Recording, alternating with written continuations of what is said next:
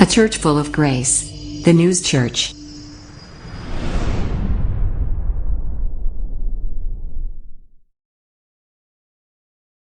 자, 오늘은 어린이 주일입니다. 원래는 야외 예배로 나가서 하나님이 만드신 자연도 좀 느껴보고 풍경도 좀 그려보기도 하고 체험도 해보고 또 즐겨보는 어떤 그런 귀한 예배를 야외에서 이렇게 좀 드리려고 했는데, 야외에서 예배를 드리려고 하다 보니까 날씨가 관건인데 아쉽게도 오늘은 비가 오고 있어요. 그래서 어디 야외에 나가서 어디 건물 안에 들어가서 이렇게 예배를 드릴까 하다가 그냥 좋은 날 아이들하고 멋진 시간을 보낼 수 있도록 한 번 더 날짜를 미루도록 하고, 그 야외 예배는 다음으로 미루도록 하고 오늘은 교회 안에서 성전에서 예배를 드립니다. 자, 해서 어린이에 대한 이야기로 한번 시작을 해볼까요? 여러분, 그 어린이날이 5월 5일인데 5월 5일로 제정한 분이 누군지 아세요? 소파 방정환 선생님, 맞아요. 그런데 이 어린이날이라는 게 언제 만들어졌을까요? 소파 방정환 선생님께서 만드셔가지고 5월 5일로 합시다 라고 했을까요? 원래 어린이날은 1866년에 미국에서 시작되었지만, 이 어린이날도 원래의 첫 목적은 교회 안에서 집단으로 세례를 주기 위한 그런 날이었어요.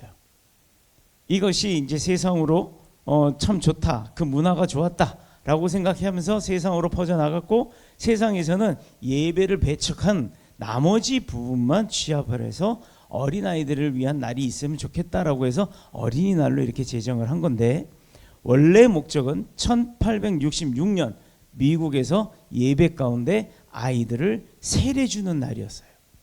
자, 사실 요즘도 보면 어린아이들을 베이비시터에 맡겨놓고 그 직장이나 사업하는 이 일에 매달려서 어린아이들 양육하는 일보다는 자기 일을 더 하는데 바쁜 부모들이 얼마나 많습니까?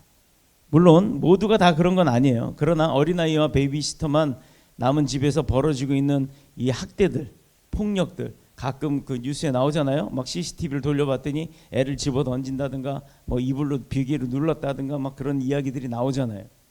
자, 지금도 인터넷에 검색해 보면 어린아이들이 학대를 당하는 일들이 참 많습니다. 얼마 전에도 좀 충격적이었던 게, 여자아이가 발가벗다시피 해가지고 맨발로 그 한겨울에 영하 막 15도 막 이럴 때 맨발로 뛰쳐나와가지고 동네 슈퍼마켓에 쫓아가가지고 그 과자 부스러기를 먹다 아줌마한테 잡혔잖아요. 근데 아줌마가 잡고 나서 보니까 애가 막 온몸에 멍이 들어있고, 그런데 알고 봤더니 엄마 아빠가 친엄마의 친아빠예요. 자, 이렇게 수를 셀 수도 없을 만큼 낳은 부모로부터 버림을 당한 어린 생명, 또 낙태를 통해서 이 땅에 태어나 보기도 전에 그 지워지는 생명들, 이게 얼마나 많습니까? 자, 사실 성경에도 보면 고대로부터 어린 자녀들은 전쟁과 우상 숭배와 기근으로 인해서 부모나 대적의 손에 무참히 희생되는 내용들이 참 많이 나와 있어요. 대표적인 예로 아브라함의 이삭이 제물로 바쳐져야 되는 그런 상황도 있었죠. 그런데 이것은 학대와는 다른 부분이에요. 하나님이 아브라함의 믿음을 보기 위한 부분이에요. 그것도 학대라고 보시면 안 됩니다. 자, 그러나 예수님은 마가복음 10장 14절에 뭐라고 이야기를 했냐면, 어린아이들이 내게 오는 것을, 주님 앞에 다가오는 것을, 주님을 만나러 오는 것을 용납하고 금하지 말라라고 이야기를 합니다. 요즘 그러면 교회 안에도 어린아이들이 많아야 되잖아요. 근데 사회적 문제가 뭐냐면 교회 안에 아이들이 없어요. 우리도 유아실이 있지만 유아실이 꽉 차라고 만들어놨지만 나이 든 권사님들이나 들어가서 등지지고 앉아있는 그런 방이 될 수도 있다라는 겁니다. 자, 천국은 이런 어린아이 같은 자들의 것이시다라고 말씀하셨고, 우리 오늘 찬양에도 어린아이와 같은 주님 나로 오라 하시네, 이 찬양 불렀잖아요. 5월 가정의 달을 맞이하면서 하나님께서 우리에게 그 마이크 좀 줘보실래요?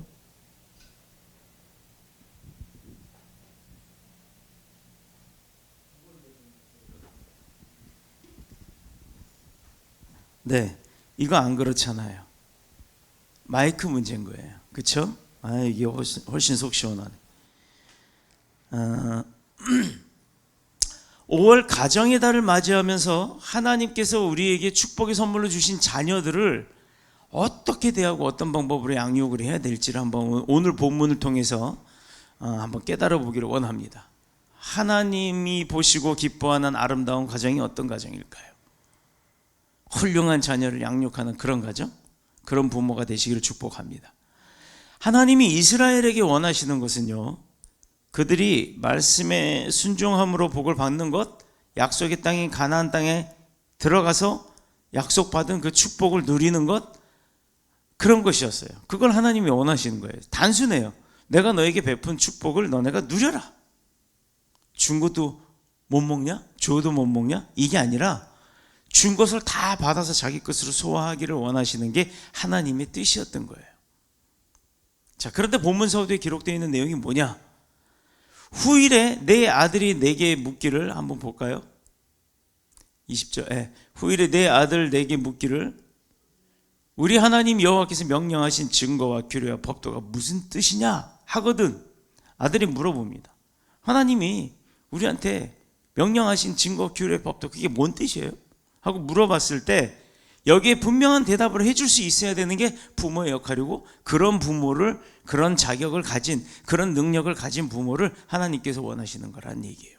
부모는 항상 자녀들이 엄청나게 물어봅니다. 어린아이들이 이제 말문이 트이면요, 엄마 이거 뭐야, 아빠 이거 뭐야, 묻고 또 묻고 아주 질리도록 묻고 기가 다 빨릴 정도로 물어요. 그런데 어떡하죠? 계속해서 가르쳐 줍니다. 부모는요, 그걸 계속해서 가르쳐 줘요.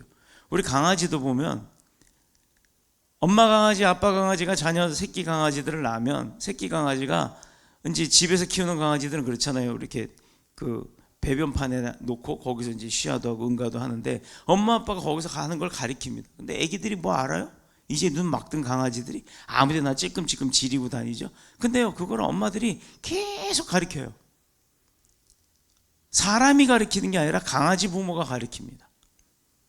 근데 그 강아지들이 나중엔 배워요. 하물며 동물도 그러는데, 동물도 먹고 자고 싸는 데가 다 틀립니다.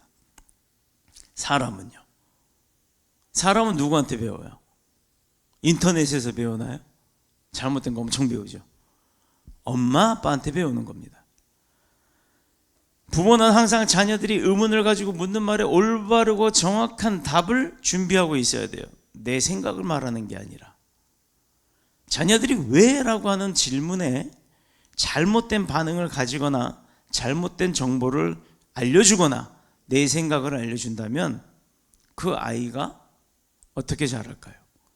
이것은 자녀들을 혼란스럽게 만들고 자녀들의 장래를 망치게 하는 것이기 때문입니다. 야, 시끄러. 너 원래 그랬으니까 네가 무슨, 이런 게 아니라 좋은 것이니 잔말 말고 내가 하라는 대로 해, 이런 것도 아니고, 그렇게 하지 말고 타당한 설명을 듣고 바로 그 아이가 이해할 수 있도록 설명을 해 주어야 한다는 겁니다. 자, 모르면 나도 거기까지는 생각해 보지 않아서 잘 모르니까 나중에 나도 알아보고 설명해 줄게, 이렇게 솔직해야 하는 거예요. 자, 문제는 본문의 서두에 나왔던 대로 왜 이런 말씀이 나왔느냐? 왜? 이스라엘이 출애굽을 하고 나서 40년 동안 광야 생활을 하고, 광야 생활을 했던 사람이 대다수는 그 자리에서 죽어버리고, 그리고 그 후대가 가나안 땅에 들어갔습니다. 그런데 마사라고 하는 곳이 있어요. 이 마사라고 하는 곳이 이제 광야 생활을 하면서 흘러 지나가다 보니 이제 물을 먹어야 되는데 도저히 물을 구할 수가 없는 곳이 마사였어요. 그 마사 지역쯤 올 때가 바로 39년 차쯤 됐을 때입니다. 이때 이스라엘 백성들이 인도하던 모세에게 막 항의를 하고 반란을 하고 막 드러났던 거예요. 들고 일어났어요. 왜? 마사에서 하나님을 원망하는 사건이 일어났는데 출애굽하고 39년이 되던 차에 먹을 물이 없었던 거예요. 자, 사람들은요, 과거를 쉽게 잊어버립니다. 과거는 잊어버리고 미래만 봐야지 라고 하는 사람도 있어요. 물론 그건 진취적이고 발전적인 걸 봐야 되는 것이요, 그렇죠? 그런데 과거에 내가 어떻게 살았었고 어떤 실수를 했었는지까지 잊어버리면 안 되는 겁니다. 그래야 두 번 실수하지 않는 거예요. 그걸 기억하고 있어야 내 인생이 발전해 나가는 거지, 똑같은 반복을 계속한다면 다람쥐 쳇바퀴 돌듯이 성장했다가 망그러지고 성장했다 망그러지고 이걸 반복한다 그러면 무슨 의미가 있겠냐 이 말이에요. 과거를 잊지 않는 자들이 성장을 합니다. 사람은 과거를 자꾸 쉽게 잊어버린다고 하는데 그걸 잊어버리지 않는 지혜가 있길 축복합니다. 이스라엘도 애굽에서 구원받은 큰 역사를 경험하고도 세월이 지나 39년 40년 차 되고 나니까 그걸 다 잊어버렸던 거예요. 노예 생활을 잊어버렸던 거예요. 이유가 뭐라고 생각하십니까? 우리나라 현상도 지금 그렇죠. 과거 6.25 때 어땠어요? 우리나라가. 그 전에는 어땠습니까? 일제시대 때는 어땠어요? 그런데 미국의 도움을 받고 우리나라가 해방을 받고, 또 미국의 도움을 받고 자유진영의 도움을 받고 공산당이 쳐들어왔을 때 우리가 전쟁에서 어떻게 됐어요? 승리한 건 하지만 휴전이 되고 지금의 이 나라가 올 때까지 발전하는데 도움을 받았습니다. 그런데 그 경험을 잊어버린 요즘의 젊은 사람들이 어떤 생각을 하죠? 저도 물론 6.25 겪지 않았어요. 그러나 저는 전후의 세대이기 때문에 그 고통이 어떤 것이었고 어려움이 어떤 것인지 저희 부모님들을 통해서 많이 들었습니다. 우리가 직접적으로 겪는 것도 경험이 되겠지만 간접적으로 책이나 여러 가지 지식 매체를 통해서 얻는 것도 정보가 되고 경험이 되는 거예요. 그런데 공산주의를 찬양하는 자들이 나오고 내가 일을 안 해도 국가가 동일하게 나눠준다고요? 지금 북한을 보세요. 현재 공산주의 국가들을 보세요. 같이 일하고 같이 생산해서 평등하게 분배해서 먹고 산다. 맞죠. 좋은 얘기예요. 그 이론은 좋아요. 그러나 현실은 어때요? 일을 열심히 하는 사람도 똑같이 먹고 일을 안 하는 사람도 똑같이 먹는데 누가 열심히 일해요? 그러다 보니 점점 낙후되는 겁니다. 겉으로 보면 그럴싸하지만 실상은 전혀 아니라는 거예요. 자유가 없다라는 거예요. 겉으로 보면 그 이유 분명하죠. 왜? 당시 출애굽을 경험한 사람들 대부분 죽었어요. 그런데 부모 세대는 다 죽고 나서 세대가 사라졌다고 그 경험의 경력의 역사를 잊어버리고 있으니 그걸 기억하지 못하니 그 다음 세대들이 엉뚱한 짓을 하는 겁니다. 대한민국 정신 차려야 돼요. 대한민국도 일제 36년 식민지 생활, 공산당의 침략 생활 이거 다 기억을 해야 되는 겁니다. 온 나라가 지옥처럼 변해버렸던 그 처참한 경험을 잊어버리면 안 돼요. 부산에서 유명한 게 있잖아요. 요즘에 부산에서 유명한 게 뭐야? 그러면 뭐라고요? 밀국수? 그 밀국수도 6.25 전쟁통에서 나온 음식이에요. 꿀꿀이죽이라는 거 아십니까? 요즘은요 어떤 식당에 가면 그 꿀꿀이죽에 두부 집어넣어갖고 털내기라고 해갖고 나와요. 맛있다고들 먹어요. 그거 미군 부대에서 미군들이 먹다 남은 음식 찌꺼러기 그런 거 가져다가 그냥 이것저것 다 그냥 남은 음식 쉰밥 이런 거 다 버릴 수는 없으니까 먹을 게 없으니까 그런 거 집어넣고 펄펄펄펄 끓여갖고 먹은 게 그게 꿀꿀이죽이에요. 여러분들 잘 먹고 있는 요즘 그거 뭐예요? 소세지 넣고 라면 넣고 막 하는 거 부대찌개. 그게 왜 의정부 부대찌개가 유명한 줄 아십니까? 의정부 미군 부대에서 먹다 남은 미군들이 먹다 남은 소세지 이런 거 다 그 짬밥통에서 거저다가 그거 삶아 먹다가 보니까 그 맛이 맛있다고 해갖고 지금까지 나온 거예요. 이런 거를 알고 산다 그러면 여러분 왜 우리 할아버지 할머니 때 부모 그 이전에 부모 때 6.25 경험 세대 때가 왜 그렇게 살았는지를 우리가 돌아봐야 되는 겁니다. 정신 바짝 차리세요. 부모 세대들이 희생을 하며 피땀 흘려 일구어 놓은 오늘의 대한민국이 저절로 생긴 것처럼 생각하는데 결코 그렇지 않습니다. 그리고 공산주의가 얼마나 무서운지 그런 경험도 다 없고 잊어버렸으니 이 나라가 이 모양 이 꼴이 돼가는 거예요. 원수덩어리 중공, 지금은 중국이죠. 그전엔 중공이었어요. 중공과 북한을 은인처럼 여기고 진짜 은인인 미국은 원수처럼 대합니다. 물론 미국도 자기네의 미국 백인 우월주의 사상이 있어요. 예, 그리고 뭐 자국민들을 보호하는 보호무역주의 있습니다. 이거는 세상의 경쟁 사회에서는 어쩔 수 없는 거예요.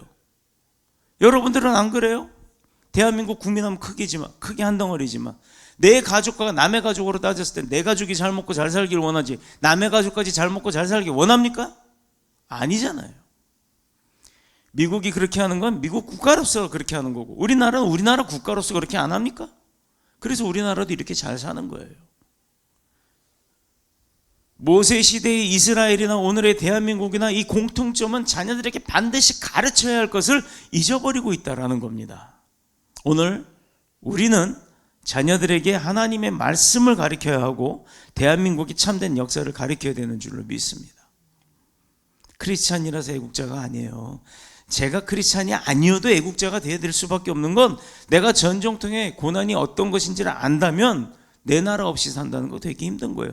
여러분 생각해 보세요. 간단하게 내가 먹고 자고 할 내 집이 없다 그러면 얼마나 서운해요. 내가 예배 드릴 내 교회가 없다는 게 얼마나 서운하고 힘든 일입니까? 그런데 내가 먹고 살아야 될 내 나라가 없다는 건 더 힘든 일이에요. 요새 난민들 보면 알잖아요. 미얀마에도 보면. 그게 남의 나라의 이야기로만 치부돼야 되는 겁니까? 우리나라도 그렇게 될 수 있다는 거 잊지 마시기 바랍니다. 유튜브에 보면 욕이란 욕은 다 먹어가면서도 젊은 영화 감독 한 사람이 우리나라가 공산주의에 북한 통일이 되면 어떤 문제가 생기는지에 대해서는 가상 드라마를 갖다 영화로 만들어 놓은 게 있어요. 그런 거 한번 보세요. 어떤 일이 벌어지는지. 그 댓글들 한번 보세요. 가관이 아닙니다. 그래서 제가 어제 일일이 들어가 봤어요. 그 댓글 쓴 사람들이 어떤 사람들이 죄다 20, 30대. 여러분, 이스라엘이 왜 지금도 그 작은 나라가 전쟁통에 있고 지금은 뭐 세상으로부터 지탄을 받고 있습니다만 저는요 그 지탄 받는 게 어떤 면에선 타당해요. 그러나 어떤 면에서는 그 나라 이스라엘을 지키기 위한 자국민들을 지키기 위한 네타냐후 총리의 명석한 판단이라고도 생각이 됩니다. 우리나라가 만약에 그런 상황에 처해 있다면 여러분들은 어떻게 하겠어요? 나라 다 버리고 도망가겠습니까? 목숨을 걸고서라도 싸워야겠죠. 내 나라를 지키기 위해서. 반드시 우리가 자녀들에게 가르쳐야 될 게 뭐냐? 첫 번째, 여호와의 말씀인 계명입니다. 내가 어떻게 살아야 되는지. 하나님의 백성으로서의 생명의 말씀을 삶의 법도로 삼아 지키라는 거예요. 자, 두 번째, 애굽에서 이스라엘을 구원하신 하나님의 구원의 역사와 그 은혜를 기억하라는 겁니다. 이스라엘은 자녀들에게 왜 우리가 여호와 하나님을 섬기고 그 말씀에 순종해야 하는지 그 교육할 의무가 있었어요. 이스라엘 백성들에게. 이것이 하나님의 명령이었기 때문입니다. 지금도 그 율법에 매여서 아직도 예수 그리스도를 부정하고 하나님의 말씀만 붙들고 살아가는 게 유대인들의 모습이에요. 그렇게 하나님의 말씀만 붙들고 살아가는 유대인들의 모습임에도 불구하고 그 작은 나라가 아직 그 주변의 그 큰 나라들을 다 이기고 있잖아요. 이것이 바로 하나님의 능력인 줄로 믿습니다. 하나님의 능력이 임하시면 아무리 힘없고 아무리 판단을 해봐도 세상적으로는 계산적으로는 이길 수 없는 그런 상황에서도 그 나라가 굳건히 버틸 수 있는 그런 능력이 생기는 거예요. 이스라엘이 어떤 족속이었어요? 족보도 거처도 제대로 없었던 방랑하던 아람 사람들이에요. 예수님도 아람인이에요. 아람어라고 하는 그 우리 패션 오브 크라이스트에 보면 거기에 나오는 대사가 다 아람어입니다. 히브리어나 이스라엘 언어가 아니에요. 아람어예요. 아람어. 예수님이 쓰시던 예수님 고향에서 쓰던 그 말. 그런데 그 아람어가 지금까지 존재합니까? 아람어라는 말이 있다라는 것 말고 구전으로만 전해와요. 왜? 글이 없기 때문에. 그런 나라였어요. 그런 백성들이었습니다. 그러나 아브라함의 자손들이 애굽에서 노예로 신음받고 있을 때 그러니까 노예 생활을 하죠. 그러니까 노예 생활을 했어요. 그런데 하나님이 가장 미천하고 천했던 그 사람들을 택하신 거예요. 지식적으로 똑똑하고 모든 거 다 갖추고 있는 사람들이 말 들어요? 안 들어요. 자기 생각이 옳다 그러지. 자기 주장이 강하잖아요. 내가 그만큼 가진 거 있으니까. 배운 거 있으니까. 그러나 그게 다는 아닙니다. 더 월등한 사람이 있을 수도 있어요. 우리나라 서울대학교 1등 하던 사람, 하버드대 1등 한 사람 못 따라갑니다. 왜일까요? 여호와 하나님께서 그들을 강한 손과 또 이렇게 두 팔로 편팔 안으로 구원해 주셨던 거예요. 자, 오늘 본문 앞에 나오는 4절 9절의 말씀이 있는데 그들이 자녀들에게 가르치는 말씀의 내용이에요. 자, 이제 5절 7절 한번 볼게요. 제가 너는 마음을 다하고 뜻을 다하고 힘을 다하여 내 하나님 여호와를 사랑하라. 오늘 내가 내게 명하는 이 말씀을 너는 마음에 새기고 내 자녀에게 부지런히 가르치며 집에 앉았을 때든지 길을 갈 때든지 누워 있을 때든지 일어날 때든지 이 말씀을 강론하라. 가르치라는 정도가 아니에요. 강론하라는 거예요. 이건 뭐냐면 내가 그 말씀을 알아야 하는 겁니다. 부모가 말씀을 알아야 가르치죠. 부모도 말씀 모르는데 뭘 가르치겠어요? 그러니 성경 열심히 읽고 예배 점서 열심히 해야 하는 겁니다. 자, 그렇게 하면 10절 11절에 기록된 내용대로 하나님이 축복을 주신다 말씀하십니다. 뭐라고 축복을 하시냐?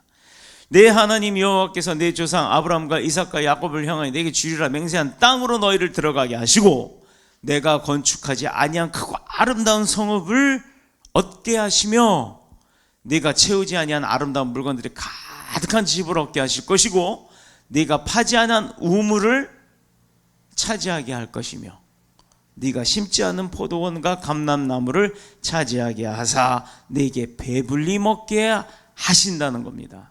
아멘. 신앙생활을 하는 사람들을 보면 두 종류의 사람이 있어요.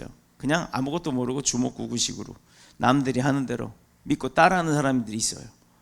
사도행전 17장 10절에 나오는 베레아 사람들처럼 간절한 마음으로 하나님의 말씀을 받고 이것이 그러한가 아닌가 하며 날마다 성경을 상고하는 사람들이 있습니다. 주먹구구식으로 믿는 사람들의 신앙은요 오래가지 못해요. 왜? 시험이 들어오거든요.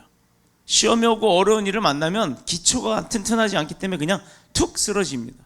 모래밭 위에 아무리 멋진 집을 지어도요 태풍 한번 오면요 그냥 다 쓰러져 버려요. 우리 그거 있잖아요. 여름 휴가철에 바닷가에 놀러 가면 임시 화장실 그 플라스틱으로 된 거 해놓고 태풍 와서 한번 바람 확 불면 그 얼마 전에 뉴스 나오대요. 미국인가 어딘가 캐나다인가 어디예요? 멕시코인가? 바닷가에 아주 그 회오리 바람 돌풍이 왔어요. 그런데 그 변기통이 날아갑니다. 근데 재밌는 건요 어떤 일이 있었어요? 그 밑에 사람들이 막 숨고 막 이렇게 엎드려 있고 그러는데 변기통이 날아가는데 뒤집어지면서 뭐가 이렇게 분무기처럼 막 쫙 뿜어지더라고요. 그게 뭐겠어요? 변기통 안에 들어있던 게. 그 밑에 있던 사람들은 다 뭐예요? 오물 다 뒤집어 쓴 거예요. 자, 그렇게 날아갈 수밖에 없는 겁니다. 그런데 땅을 막 지하로 10층까지 파놓고 60층 막 이렇게 막 올려놓은 그런 건물도 쉽게 무너집니까? 안 무너집니다. 기초가 단단해야 됩니다. 안정수 음악학원이 왜 유명한 줄 아세요?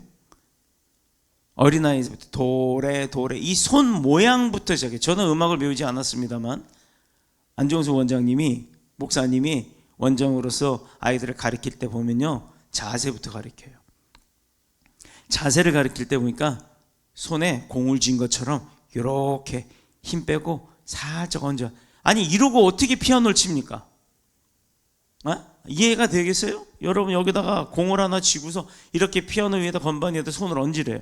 그럼 손이 이렇게 되잖아요. 이러고 도레 돼요? 근데요 해보니까 돼요. 되게 잘 돼요. 되게 힘도 안 들고 소리가 예뻐요. 그게 기본이었어요. 그렇게 배운 아이들이 지금 엄마가 돼서 자녀를 낳는 그런 아이들도 있었어요. 이제 학부모가 되는 아이들도 있었습니다. 그런데 그 사람들이 이구동성으로 하는 얘기가 20년이 지나 지금도 안정수 음악학원 다닐 때 배웠던 그게 남아있어요 라고 이야기를 합니다. 그럼 성공한 거예요. 1년 2년 배웠는데 1년 2년 지나자마자 내가 뭐 배웠는지 기억도 못한다면 그건 교육이 안 된 겁니다. 기초가 안 된 거예요. 사도 바울이 그 믿음의 아들인 디모데처럼 이 믿음은 먼저 내 외조모 로이스와 내 어머니 유니게 속에 있었더니 내 속에도 있는 줄 확신하노라. 디모데후서 1장 5절의 말씀입니다. 왜요? 모래 위에서는 성싼 것 같지 않았기 때문에. 이 말씀처럼 배우고 경험되진 신앙의 유산이 그 가르침이 유전이 되어야 되는 거예요. 돈 많고 집 많고 이거 중요하지 않아요. 돈 많이 물려주면 돈 다 써버리면 그지 됩니다. 집 물려줘봐요? 건물 물려줘요? 빌딩 물려줘요? 여러분 진짜 팔아먹어도 남을 정도로 크게 물려주지 않는 이상은 그거 팔아먹고 그지 됩니다. 그거 얼마나 많은, 우리 주변에 얼마나 많습니까? 뭐 예를 들어서 몇 천억짜리 빌딩 이런 거 물려준다면 몰라도 웬만한 뭐 10억짜리 이런 거 자녀들 다 찢어먹어서 2, 3억씩 나눠가는 거 그럼 다 그지 돼요. 이런 신앙인이 큰 능력이 되는 걸까요? 기초가 단단한 신앙인이 큰 능력자가 되는 줄로 믿습니다. 삶의 원동력이 되는 거예요. 말씀의 기초가 튼튼하면. 그래서 신명기에서는 계속해서 자녀들에게 말씀을 가르치라고 반복하고 있는 겁니다. 한국에서 자녀들에게 주는 최고의 선물이 뭐예요? 한국에서 강남의 땅? 건물? 아닙니다. 흙수저로 태어난 사람들에겐 그림의 떡이에요. 전세집도 못 구하고 있는 게 실정이고 그것 때문에 결혼도 안 해요. 뭐 3포자 8포자 뭐 이렇게 나오는데, 그런데 오늘 본문 23절을 보면 하나님께도 이스라엘에게 땅을 선물로 주신다고 약속해요. 와, 그때부터도 부동산이 최고였는가 봐. 땅이 최고야, 땅이. 그죠? 애굽에서 한 평의 땅은 고사하고 노예 신분으로 벗어날 수도 없는 노예 신분인 사람들한테 하나님이 가나안 땅을 주겠다고 약속을 하시네. 흙수저한테 강남 땅 주신다는 거예요. 여러분, 하나님은 그런 거 하시는 분이라니까요. 왜 아멘 안 해요? 아멘 해야 돼요. 하나님이 근데 그런 걸 주시겠다고, 주실 수 있는 분이고 그런 걸 능히 주실 수도 있고 주시겠다고 약속하고 계세요. 어떨 때? 우리가 어떻게 살 때? 하나님이 원하는 대로 살 때, 하나님의 뜻을 이루고 살 때, 하나님이 원하는 대로 살 때. 근데 하나님이 우리한테 뭐 많은 거 원해요? 너 한 달에 11조 5억씩 해라 이렇게 얘기하시나요? 안 해요. 하나님은 우리에게 원하는 게 뭐가 있을까요? 하나님께서 그냥 나 좀 만나다고 해요. 다른 거 없어요. 나 좀 자주 만나자입니다. 하나님은 그거밖에 없어요. 네가 나를 좀 자주 만나자. 너 나와 좀 만나자. 너 나의 이야기 좀 들어줄래? 이거밖에 없는 거예요. 근데 그것도 못해. 애굽과 홍해 바다에서 구원하시고 약속의 땅까지 주시겠다. 자, 그들은 늘 하나님을 원망하고 불평을 했어요. 그럼에도 불구하고. 그래서 출애굽을 경험한 세대는 광야에서 다 죽고 말았습니다. 출애굽의 목적은 단순하게 노예의 신분을 벗어버리는 그런 것이 아니라 자유하는 자가 누리는 그 기쁨과 축복을 맛보라는 거예요.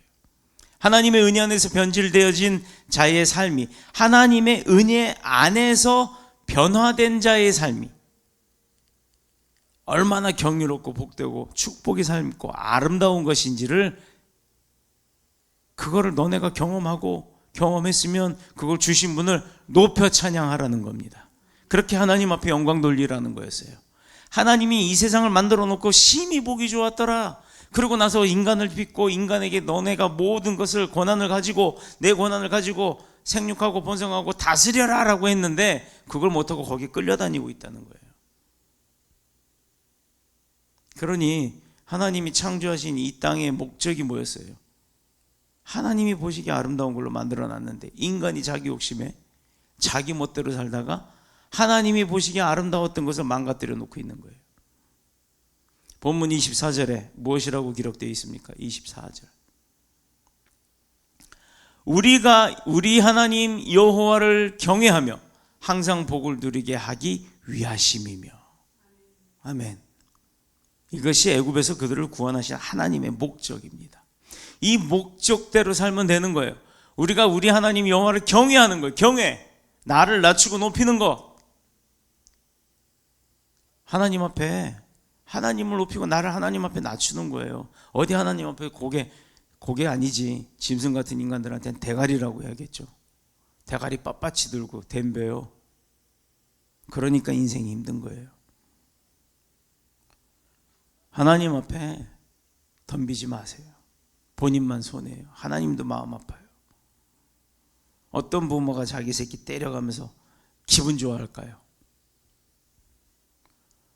이것은 애굽에서 그들을 구원하신 하나님의 목적이었어요. 그래서 땅을 주시겠다는 거예요. 그렇게 그 땅에서 행복하게 누리고 살으라고.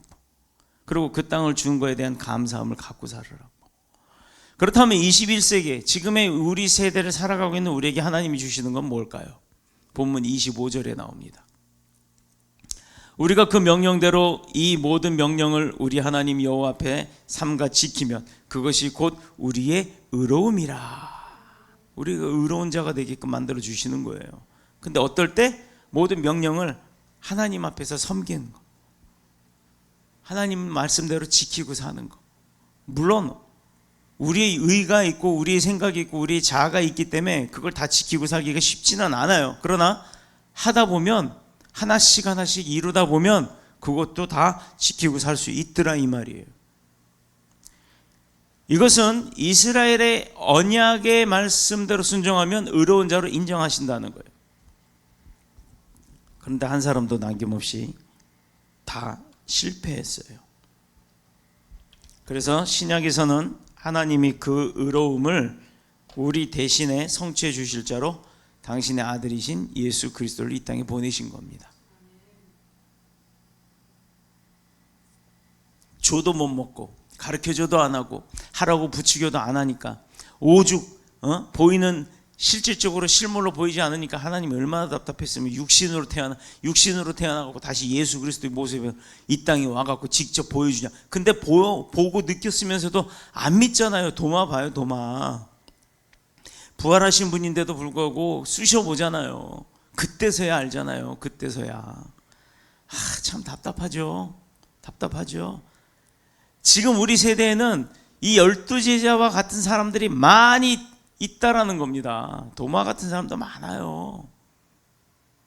가룟 유다 같은 사람도 많고 베드로 같은 사람도 많고 바울 같은 사람도 많습니다. 당신의 아들 예수 그리스도를 보내주셨어요. 그가 이 땅에 오셔서 하나님의 뜻에 온전히 순종함으로 성취하신 그의 의로움, 그리고 그분을 믿고 우리가 그분을 구주로 맞아들이기만 하면 우리를 의로움을 그의 의로움으로 우리를 인정하시겠다는 거예요. 사람한테 인정받아봐야 그 인정받는 그 조건이 깨지고 나면요 인정 안 해요. 무시합니다 오히려. 그리고 그 사람은 인정하고 있는데 그 사람한테 내가 뭔가 이렇게 좀 이득이 있어서 이렇게 다가갔는데 그 사람이 나를 무시하거나 모른 척 한다 그러면 그 다음부터 탁 돌아서 갖고 어떻게 하는 줄 아세요? 그때부터는 총을 쏴요. 돌아서는 걸로 끝나면 좋겠죠. 근데 참 미안해. 총을 쏘더라 이 말이에요. 교회 다니다가 사람에 의해서 상처받아 놓고 교회를 욕하고 하나님을 욕하고 예수님을 욕합니다. 왜? 그리고 그 사람 하나의 문제인데 왜 교회 다니는 것들 다 똑같아? 라고 얘기를 할까요? 자기가 처음에 교회 왔을 때 받은 은혜는 생각을 못하고. 여러분, 그러면 안 되는 거예요.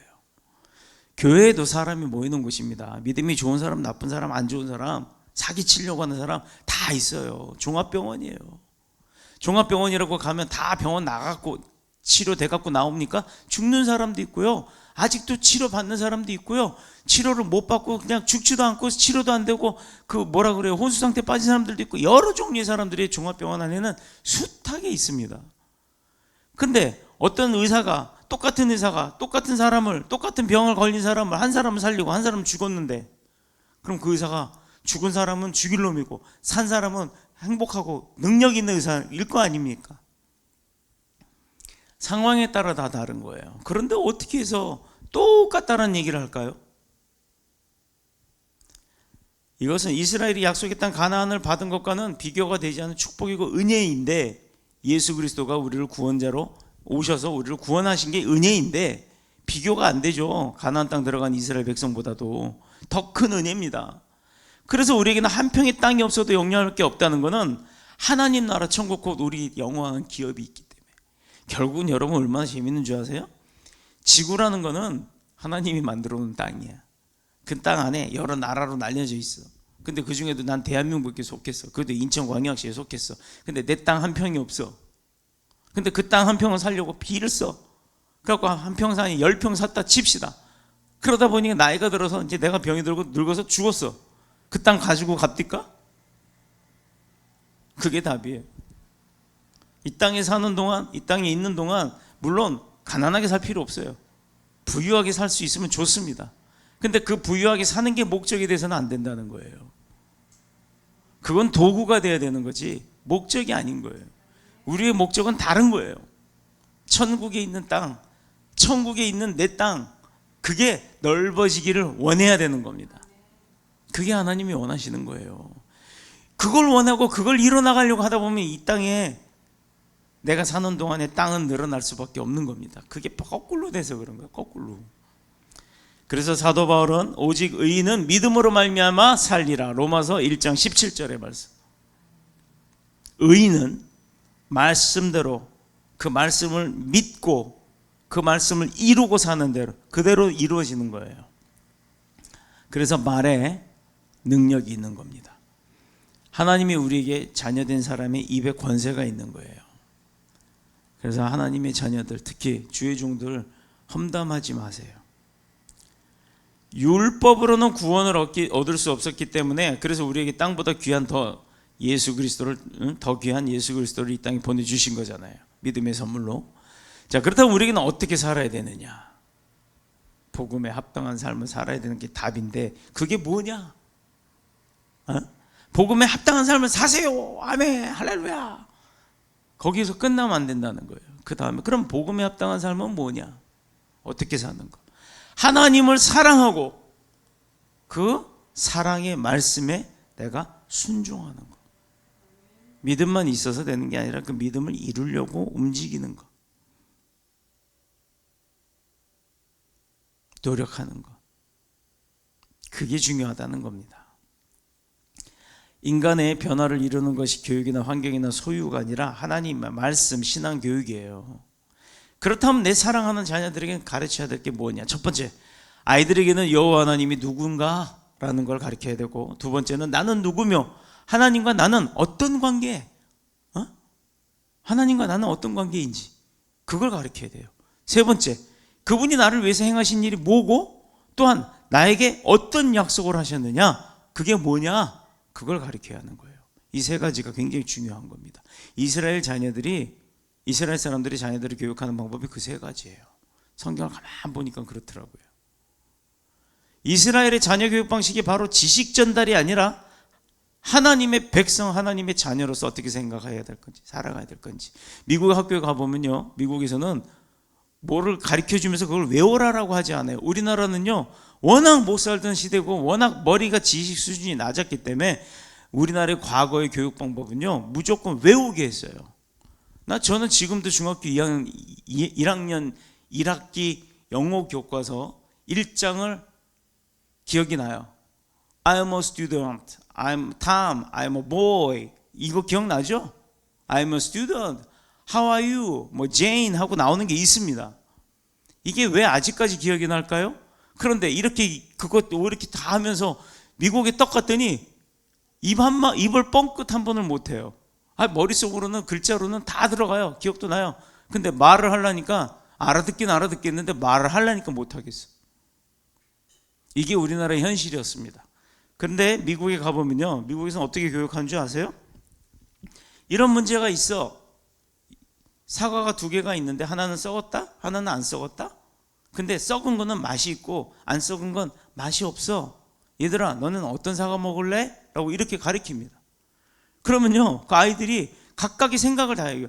맛있지만 저건 썩었기 때문에 나는 썩은 건 안 먹고 싶으니까 그냥 맛없어도 새 사과를 먹을래요? 라고 이야기하는 아이들이 있는 반면, 나는 좀 썩은 건 도려내도 되니까 맛있는 걸로 먹겠습니다 라고 하는 아이들도 있다는 거예요. 그것을 자기들끼리 토론하게 하더라고요. 어떤 게 옳고 그르다가 아니라 어떤 게 더 좋을까를 가리키더라 이 말입니다. 이게 미국의 교육 방식이에요. 아이들이 내내 시끄럽게 대화를 해요. 무슨 놈의 수업 시간에 이렇게 애들이 떠들어라고 봤더니 결론은 아이들끼리 서로 의견을 나누면서 상대의 의견에 내 생각은 이래, 그게 핍박이 아니에요. 주입식 교육을 하다 보니 우리나라는요, 내 생각과 네 생각이 틀려 그러면 싸움이 나는 겁니다. 미국은 그게 아니에요. 더 맛있게 더 좋은 거를 먹을 수 있는 방법을 찾아내더라고요. 아이들이 이렇게 하니까 합력이 되죠. 그 아이들이 부모가 집에서 아침부터 저녁까지 밥 먹을 때마다 식기도 하면서 뭐 가르치는 줄 아세요? 성경의 말씀대로 합력하여 선을 이루라. 합력하여 싸우지 말라가 아니라 선을 이루랍니다. 우리나라는 어때요? 나가서 맞지 말고 와, 때리고 와, 아빠가 다 책임져. 가까운 일본만 해도요, 유치원 때부터 아이들한테 옆 사람한테 피해 주지 말라고 가르칩니다. 네 목소리를 옆 사람보다 낮추라고 가르칩니다. 목욕탕에서 우리나라는 어때요? 옆에서 샤워하잖아요. 요즘에 샤워하고 있으면 옆에서 씻고 딱 나가려고 그러는데 옆에 사람 뭐 어떻게 합니까? 비누 막 해갖고 비눗물 다 튀죠. 그럼 다시 씻어야 되잖아요. 근데 미국, 일본 같은 경우 어떻게 하는 줄 아세요? 바가지로, 우리는 팍팍 이렇게 하죠. 그 사람들은 바가지 퍼갖고 어깨에다 이렇게 부어요. 옆에 물 안 튀게. 왜? 남한테 피해 주지 않고 살려고. 그러다 보니 지극히 개인주의적이기도 합니다만, 다 장단점은 있습니다만, 나보다도 남을 먼저 생각하고 산다는 거예요. 우리나라가 언제부터 이렇게 됐어요? 동방예의지국 없어졌습니다. 배교민족 없어졌어요. 이건 국제화 시대라 해서 글로벌 시대니까 그렇다 칩시다. 그러나 동방예의지국은 왜 없어졌습니까? 아이들한테 안 가르쳐서 그래요. 그래서 부모들은 하나님께 예배하는 법이며 예물을 드리는 법이며 세상에서 하나님의 백성으로 살아가는 삶을 직접 본보기로 보여줘야 돼요. 강아지도 따라한다니까요. 그렇다면 우리는 하나님 앞에서 어떻게 살아야 되냐?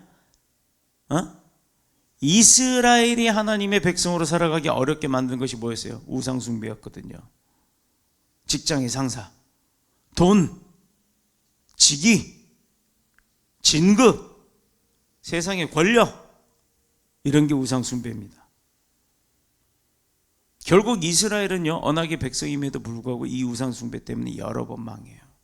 제가요, 한때 통장에 1억이 넘게 딱 있으니까